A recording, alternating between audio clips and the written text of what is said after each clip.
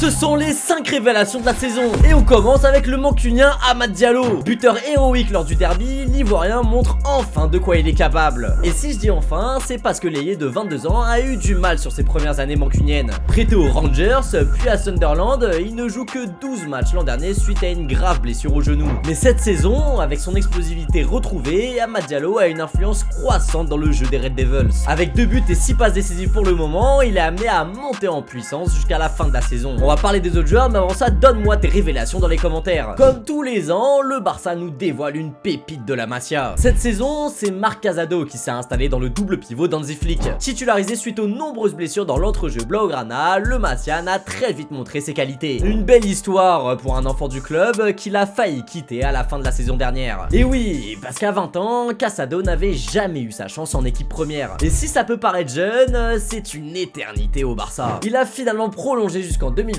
à l'arrivée d'Hansi Flick. On ne sait pas exactement ce que les deux hommes se sont dit, mais l'Allemand y est sûrement pour quelque chose. Parce que le petit Casado, il a le profil d'un joueur que le technicien a beaucoup apprécié par le passé. Si le Barça attendait son nouveau Busquets au poste de numéro 6, il a finalement créé son Kimmich espagnol. Et c'est pas moi qui le dis, parce que ce serait son surnom dans le vestiaire de Blaugrana. Bon, comment ne pas parler d'Omar Marmouche? L'Égyptien est tout simplement l'un des joueurs les plus décisifs d'Europe. Dans un duo infernal avec Hugo Ekitike, le numéro 7 dévoile toute sa palette technique. Sa finesse technique qui permet de créer des décalages, alliés à sa vitesse mais aussi à sa résistance physique, font d'Omar Marmouche un buteur complet. Faux numéro 9, il permet de faire le lien entre le milieu de terrain et l'attaque des Francfortois. Direction l'Italie maintenant, où on va parler de Kenan Yildiz. Alors que la Turquie n'avait qu'Arda Güler en tête après l'Euro, le numéro 10 de la Juve a montré toute sa classe sous Thiago Motta. Placé à gauche ou derrière l'attaquant dans le 4-2-3-1 du technicien italien, le crack turc est le maître à jouer de la vieille dame. À seulement 19 ans, il est comparé à des noms comme Del Piero par les Juventini. En même temps, quand on voit sa facilité à se frayer un chemin dans les petits espaces, sa qualité de passe et sa faculté à se révéler dans les moments importants, on peut comprendre cette comparaison. Et s'il est encore irrégulier, Kenan Yildiz a tout pour devenir un élément clé de cette Juventus de Thiago Motta. Et le dernier joueur, c'est évidemment Anis Hadj Moussa. Bourreau de Manchester City en Ligue des Champions, l'Algérien s'est révélé